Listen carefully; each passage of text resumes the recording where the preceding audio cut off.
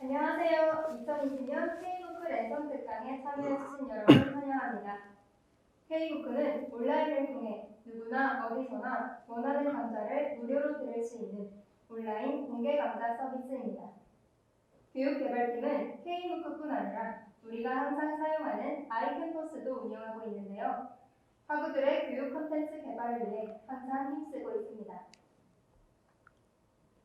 오늘 강연을 해주실 최영도 교수님을 소개하겠습니다.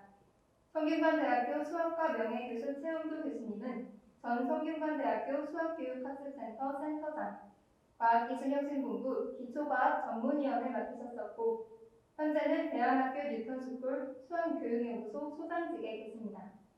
매일경제신문과 중앙일보의 기초과학 관련 칼럼을 기고하셨을 뿐 아니라 미적분에 대해 공부하고자 하는 학습자들을 위해 K부크 미적분학 강의도 운영하고 계십니다. 오늘은 미래영양교육에서의 수학을 주제로 특강해 주시겠습니다. 참여자분들은 가급적 웹캠을 켜주고 강의에 참여해 주시면 감사하겠습니다. 그럼 최영도 교수님 모시겠습니다. 안녕하세요. 미래영양교육에서의 수학을 주제로 여러분과 함께할 성균관대학교 최영도 교수입니다.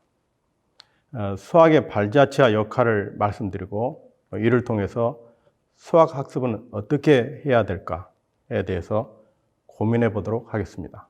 먼저 수학에 대한 고대인의 인식을 중심으로 말씀드리겠습니다. 여러분 피타고라스 정리로 유명한 피타고라스 잘 알고 계시죠? 기원전 550년경에 살았던 피타고라스는 우주는 수학의 질서에 의해서 운행된다고 하였습니다. 그는 우주를 수의 질서로 형성된 시스템, 즉 코스모스라고 불렀습니다. 우주의 질서는 수학의 질서라고 생각한 것입니다. 피타고라스의 영향을 받은 플라톤은 수학을 매우 중요시했습니다. 일례로 기하학을 모르는 사람은 본인의 학원인 아카데미아에 들어오지 말라라는 등등, 그리고 직접 제자들에게 수학을 가르치기까지 했습니다. 그 플라톤은 수학은 경험적 사실과 참 진리 사이의 중재자다, 이런 얘기를 했어요. 얼마나 값진 얘기인지 모르겠죠. 즉 수학은 참 진리를 얻기 위한 통로라고 생각한 것입니다. 기하학에는 왕도가 없습니다로 유명한 유클리드. 유클리드는 기원전 300년경쯤에 살았던 분으로 언론을 통하여 기하학 언론을 말합니다. 수학 연구 및 서양 사상의 근본적 토대를 마련합니다. 자, 여기 언론을 한번 보여드리겠습니다. 예, 이건 아마 파피루스에 쓰여져 있는 필사본 언론이 되겠습니다. 페이퍼가 파피루스의 어원을 가지고 있다는 말도 있고, 또 우리가 말하는 바이블 또한 어원을 같이 한다는 얘기도 있습니다. 유클리드는 언론에서 10개의 공리, 23개의 정의를 세운 후 추론적인 방법으로 무려 46개의 명제를 증명한 후 47번째, 48번째 명제, 즉 피타고라스 정리를 증명하게 됩니다. 이건 대단한 작업이죠. 사실은 요즘 수학 교수님들 논문 쓰느라고 다 바쁘시겠지만은 논문 한 편, 두 편 쓰는 것도 굉장히 어려운데 피타고라스 정리를 증명하기 위해서 정말로 합리적인 그런 공리 10개와 그리고 정의, 예를 들어 그 당시에 아무런 기반이 되어 있지 않는 상태에서 예를 들어 O는 무엇일까? O는 한 점으로부터 같은 거리에 있는 점들의 모임이다. 이런 정의라는 것은 결국 수학적인 계산을 가능하게 하는 그런 용어에 대한 설명이죠. 그냥 나 한 말 뜻을 나열해 놓은 그런 설명이 아니죠. 그래서 얼마나 이 공을 들여서 피타고라스 정리를 증명했을까 생각됩니다. 자, 피타고라스 정리를 한번 보여주는 그림을 보여드릴게요. 중학교 2, 3학년 수준이면 다 알 수 있는 것입니다. 직각삼각형 세 변이 있죠. 빗변이 A인데 A제곱은 B제곱 더하기 C제곱이다. 네, 이게 직각삼각형에 관한 피타고라스 정리이죠. 또 여기에 더해서 만일 변 3개가 있는데 A제곱은 B제곱 더하기 C제곱을 만족한다면 그때 각 A가 직각이라는 것까지도 증명을 했습니다. 자, 여기서 추론적인 방법이란 무엇일까? 공리 가장 기본적인 명제로 대전제에 해당되겠습니다. 그래서 공리는 증명할 수 없는 그런 사항이죠. 마치 우리가 인생을 얘기할 때 인간의 삶에 대한 연구를 할 때 인간은 죽는다. 인간은 누구나 죽는다. 이건 증명할 수 없는 사실이죠. 어떤 사람이 있어서 무한히 살 수 있는 사람이 있을지 누구도 알 수 없습니다. 그러나 인간은 모두 다 죽는다라는 그런 대전제, 즉 공리하에서 얘기를 한다면은 인간의 삶에 대한 깊은 연구를 할 수가 있겠죠. 그런 게 공리고, 정의는 용어에 대한 설명이죠. 용어에 대한 설명인데 그냥 소설에 그치는 게 아니라 수학적으로 적용 가능할 정도의 설명을 하는 것입니다. 예를 들어 소수, 그러면 약수가 자신과 1밖에 없는 수, 그러면 1이 아닌 수. 이걸 소수의 정의로 해서 소수 관련 여러 가지 사항들을 설명하고 증명할 수가 있습니다. 그래서 추론적인 방법이란 것은 공리야 정의로부터 새로운 사실을 입증하는 방법입니다. 따라서 문제 해결을 위해서는 공리체계 안에서 정의로 표현되는 개념에 대한 명확한 이해가 우선 선행돼야 됩니다. 자, 이제 그러면 우리가 지금까지 얘기했던 유클리드 원전에 대한 영향을 말씀드리겠습니다. 로마 일의 지식인들은 대를 이어서 유산으로 물려받은 유클리드의 원론을 통해서 사고와 논리를 배워 서구 사상의 토대인 합리성을 구축해 나갔습니다. 뉴턴은 또 만류인력의 법칙을 수학적으로 입증한 프린키피아, 즉 자연 철학의 수학적 원리의 소설 형식마저도 원론을 따를 정도로 유클리드의 원론을 신봉했습니다. 자, 여기 이 프린키피아를 보여드리겠습니다. 이 뉴턴은 만류인력의 법칙 때문에 물리학에서 커다란 역할을 한 학자로 알려져 있죠. 그러나 지극히 제 개인적인 소견입니다만은 뉴턴은 원래 캠브리지 대학의 수학과 교수였습니다. 그리고 모든 물리적인 현상, 만류인력을 포함해서 설명할 때 수학적으로 명확히 소술하고 있습니다. 그리고 무엇보다도 커다란 업적은 미적분학의 개발이 있죠. 미적분학의 개발을 통해서 뉴턴 이전의 과학과 뉴턴 이후의 과학은 전혀 다른 과학입니다. 다시 말해 뉴턴을 통해서, 즉 도함수 변화율이죠. 변화율을 통해서 변화하는 상태에 대한 과학을 수학으로 끌어들인 것입니다. 수학을 통해서 변화하는 상황을 연구를 하게 된 것이죠.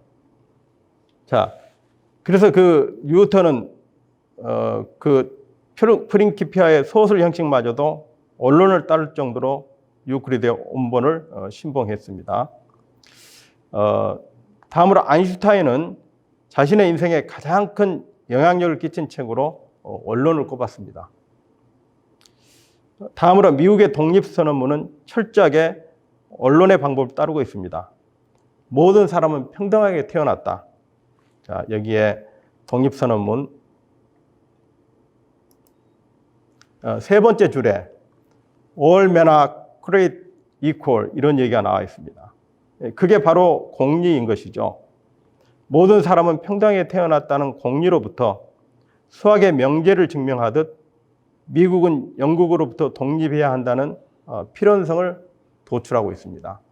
완전히 유클리드의 원론의 소설 방식을 그대로 따르고 있습니다. 자, 이렇듯 유클리드의 원론은 굉장한 그 영향력을 가지고 후세에 그 영향력을 미치고 있습니다. 자, 그럼 이제 과학기술에서의 수학을 말씀드리겠습니다. 우선 제2차 세계대전에서 영국의 수학자 튜링은 독일군의 암호 발생기 에니그마를 발생된 암호로부터 역추적 분석해서 제2차 세계대전에서 독일의 잠수함들을 괴멸, 세계대전을 승리로 이끌었습니다. 자, 여기에 에니그마가 있습니다. 여기 자판이 이 위쪽, 아래쪽 두 개가 있죠. 밑에 쪽에 누르면은 그게 암호화되어서 지금 불빛이 보이는 그쪽에 암호화된 암호가 나타나게 되겠습니다.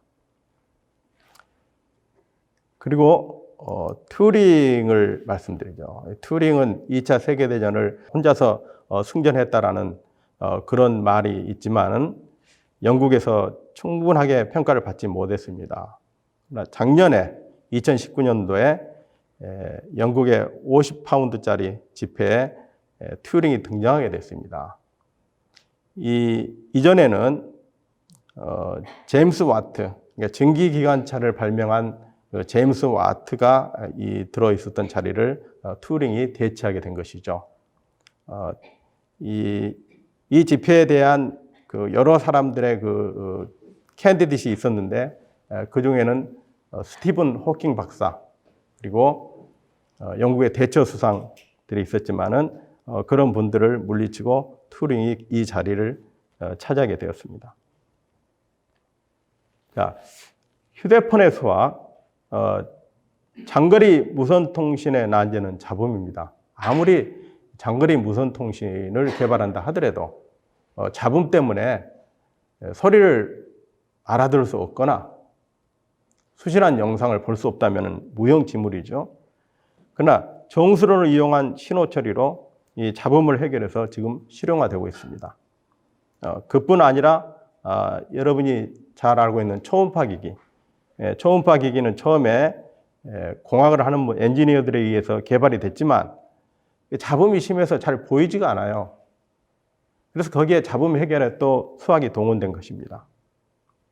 지금은 굉장히 선명한 그 초음파를 여러분들은 알 수 있을 것입니다. 다음에 심전도 검사기. 심전도 검사기를 위해서 이 심전도 검사기도 간단한 벡터 이론을 가지고서 만든 기기죠. 심장에는 전기가 흐르고 그 전기력을 벡터의 개념을 도입해서 심장의 어느 부분을 그 벡터들의 합을 생각을 해가지고 했을 때 그 벡터의 합이 굉장히 미미하거나 작다면은 그 부분이 괴사됐다라고 판정을 하게 되겠죠. 그리고 반대로 정상 이상으로 그 벡터가 커졌을 때는 거기에 심장이 너무 비대해졌지 않는가. 그래서 다 문제가 있다고 판정을 하겠습니다. 이게 심전도 검사기인데 아주 간단한 벡터의 개념을 그대로 적용한 것입니다. 그 다음 GPS, AI, 인공지능이죠. 애니메이션의 수학은 기하학, 선형대 수학, 통계학 등의 기초 이론이 적용됩니다. 위치 이동, 회전, 그리고 최단거리 알고리즘 등은 이들 수학에 기초합니다. 자, 그럼 이제 4차 산업혁명과 수학에 대해서 말씀드릴까 합니다. 인공지능, 빅데이터 등 4차 산업혁명의 핵심은 첫째도 수학, 둘째도 수학, 셋째도 수학입니다. 콘텐츠가 수학화되어 알고리즘으로 입력되기 때문이죠. 영국의 번드 교수는 수학의 시대라는 보고서에서 21세기 산업은 수학에 달려있다고 말하고 있습니다. 자, 그러면 이 수학을 우리가 너무 깊은 수학을 하게 되면 어려울 텐데 어떻게 할까 걱정을 좀 하게 되겠죠. 그러나 사실은 현대 과학기술과 관계되는 수학은 수학자들이 하는 매우 높은 수준의 수학은 아닙니다. 대부분 대학교 1학년 수준이나 약간 높은 정도의 수학일 것입니다. 대신 문제 해결을 위한 도구인 수학적 개념을 철저하게 이해하고 활용 능력을 갖춰야 됩니다. 이러한 활용 능력은 수학학습법에 좌우됩니다. 이 부분이 제가 오늘 여러분과 함께 고민해야 될 부분이라는 걸 말씀드립니다. 자, 그럼 외부에 비친 우리나라의 수학학습법과 교육은 어떤가? OECD 안드레이스 슐라이어 교육기술국장, 이런 분들은 교육에 관한 한 전문가죠. 이분은 지식에도 유통기한이 있어 암기보다 개념 이해가 더 중요하다 했습니다. 사실 암기는 수학에 있어서 죽은 지식이죠. 개념 이해는 날이 새파랗게 서 있는 살아있는 지식입니다. 그리고 한국 학생들은 공식을 잘 외우고 방정식은 기계적으로 잘 풀지만 중국이나 싱가포르 학생들이 하듯 수학자처럼 사고하는 학생은 드물다고 얘기하고 있습니다. 참 걱정스러운 얘기죠. 이것은 산수와 수학을 구분하지 못하는 데서 오는 현상으로 저는 진단하고 있습니다. 자, 그러면 산수는 답을 맞추는 것이 중요합니다. 공식에 맞춰 나오는 계산 능력이 가장 우선시 되죠. 그래서 공식만 외우고 거기에 자기가 가지고 있는 문제를 집어넣어서 답을 내는 게 목적이라는 것이죠. 그건 그냥 기계 처리하는 것이죠. 사고가 크게 들어갈 자리가 없습니다. 그러나 수학은 왜 어떻게 그 공식이 나왔는지를 아는 것이 중요합니다. 개념 이해가 우선돼야 하는 것이죠. 사실 우리나라를 보면 아주 예전에는 수학을 셈번이라고 했습니다. 그리고 다음에 산수라고 했죠. 그리고 초등학교마저도 수학이라고 바꿨습니다. 그것은 산수는 계산하는 것이 중요할 때였습니다. 그러나 수학으로 바꾼 것은 사고가 중요하다는 것이죠. 개념 이해, 그 개념 철저한 이해를 통해서 응용하고 활용해서 어떤 새로운 이론을 만들기도 하고 적용하기도 한다는 것입니다. 그러나 우리나라는 중학교, 고등학교, 대학교는 아닙니다. 중학교, 고등학교 모두가 말만 수학이지 산수 교육을 하고 있습니다. 그렇지 않습니까? 다 공식을 외워서 계산만 하는 수학. 왜 도함수가 어떤 의미를 가지고 있는지 곰곰이 생각해 보면서 이렇게 자연스러운 정의가 어디가 있겠느냐 감탄하는 사람들 얼마나 있겠습니까? 저는 수학을 공부하면서 감탄과 감사를 가지고 공부를 해야 된다고 생각을 합니다. 그래서 그 가장 큰 원인은 각종 시험이 문제죠. 계산으로만 몰고 있죠. 생각할 시간을 주지 않습니다. 짧은 시간 안에 뭘 생각하겠습니까? 그래서 정말로 사고하고 그 사고 속에서 활용을 공부하는 사람들이 더 보면 시험도 잘 볼 수 있을 텐데 다급한 나머지 계산에만 치우치고 있는 것입니다. 자, 그러면 이제 4차 산업시대 수학학습법은 어떻게 될까요? 이미 답이 다 나와 있다고 생각합니다. 방관자가 아닌 적극 참여자로서 수학적 역량의 향상을 위한 수학학습법이어야 합니다. 첫째로 철저한 개념 이해와 의미를 파악하는 학습은 사고 능력을 키워줍니다. 문제풀이 수학이 아닌 아이디어를 형성하는 방법과 과정을 수학으로 인식하는 학습이어야 합니다. 왜냐하면 수학 자체가 아이디어를 형성하는 방법과 과정이기 때문입니다. 두 번째로는 합리적, 자연스러운 아이디어 창출 과정을 습득 내면화해야 합니다. 왜냐하면 수학이 합리적이고 자연스러운 언어이기 때문입니다. 피타고라스나 유클리드가 했던 것처럼 진리는 합리적이고 자연스럽기 때문입니다. 그 진리를 통한 수학의 언어는 합리적이고 자연스러운 언어입니다. 세 번째는 가능한 경우 토론 학습으로 학습 능력을 극대화하기를 권합니다. 왜냐하면 토론은 자신의 잠재 능력을 밖으로 끌어냅니다.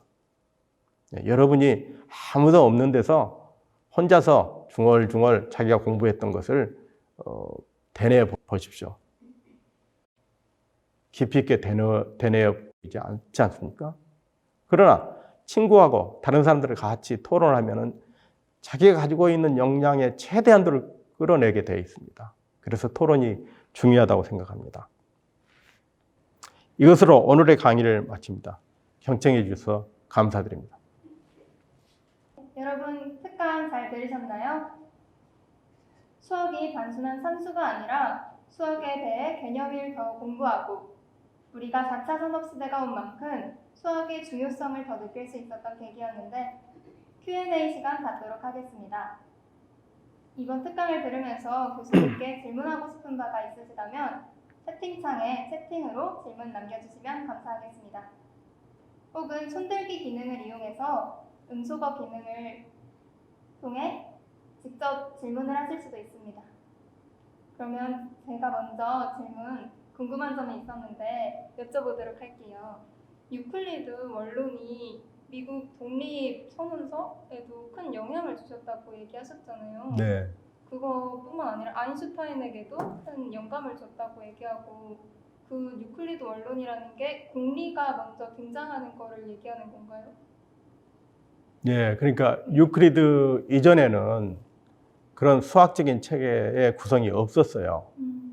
그런데 유클리드는 대전제인 공리 10개를 설정을 하고 그리고 거기에 따라서 여러 가지 기하학적인 정의들을 23개의 정의를 내렸죠. 뭐 직선이 무엇이냐, 원이 무엇이냐, 직각이 무엇이냐, 평각이 무엇이냐 등등.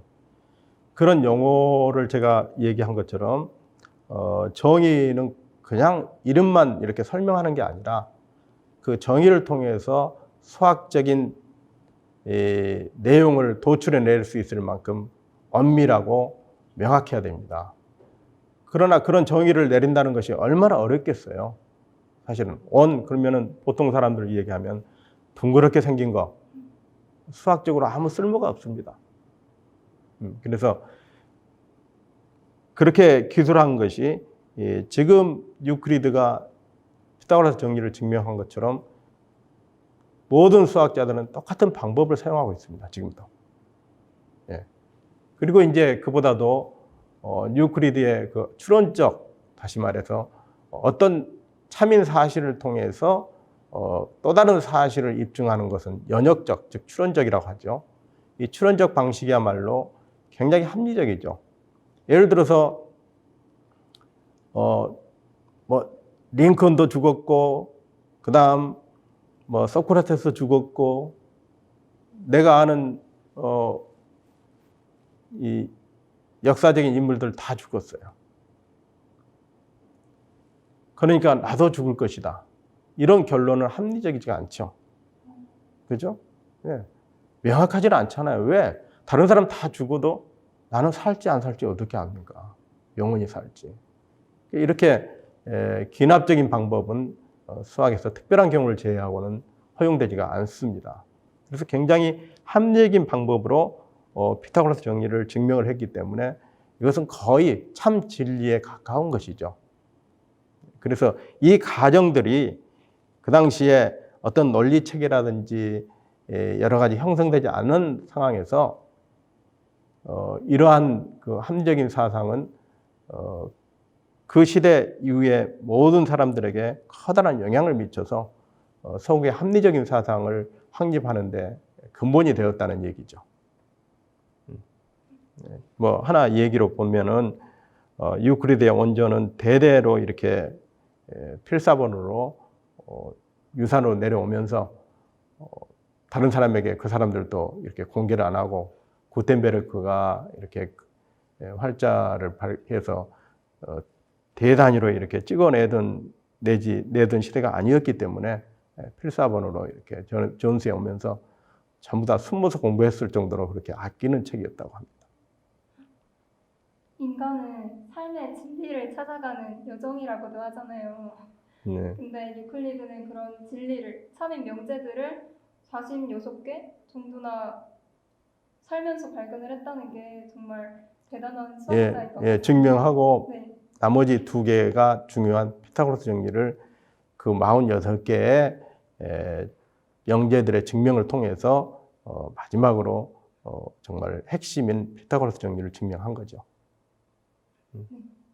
그리고 저만 생각을 해도 중고등학교 시절에 수학 시험을 생각해 보면 주어진 시간 내에 가장 빠르고 정확하게 문제를 풀어내는 게 가장 중요했었잖아요. 네. 근데 이제 4차 산업시대가 도래한 만큼 문제 해결 과정이 더 중요하다는 말씀을 해주셨는데 관련해서 토론 얘기도 해주셨거든요. 네. 그러면 수학과 관련해서는 어떤 토론을 할 수 있을까요? 일단은 수학에서 문제풀이 과정이라기보다도 문제 개념, 정의라든지 그걸로부터 생겨나는 정리라든지 이런 것들을 음미하는 게 중요합니다. 그래서 자기가 내면화시켜줘야만이 이것을 다른 아이디어로 활용 가능하죠. 근데 그렇지 않고 문제만 푼다면은 그것이 마음속에 남아있지가 않게 되겠죠. 수학적인 어떤 의미를 가질 수 없고. 그래서 저는 여기 보면은 중국, 싱가포르 학생들이 하듯 수학자처럼 사고하는 학생이 한국에는 드물다. 이런 얘기를 했어요. 중국이나 싱가포르 학생들은 수학자처럼 사고한다고 했어요. 수학자는 그러면 어떻게 사고하는가? 수학자는 정의라든지 기존에 증명된 사실들을 명확히 분석을 해서 그걸로 통해서 새로운 사실들을 어떻게 찾아낼 수 있을까? 이렇게 매진하고 있습니다. 그래서 우리 학생들이 하는 것은 문제를 푼다는 것은 새로운 사실을 추구하는 게 아니라 기존에 있는 문제를 적용하는 것만, 그것도 기계적으로 거기에 문제가 있다는 것입니다. 감사합니다. 저는 경제학과인데 예. 경제에서도 수학을 정말 많이 사용하더라고요. 그럼요. 네. 이렇게 과학뿐만 아니라 사회 과목에서도 수학이 정말 꼭 필요한 학문이라는 걸 새삼 깨달으면서 오늘 강의 정말 유익했던 것 같습니다. 네, 감사합니다.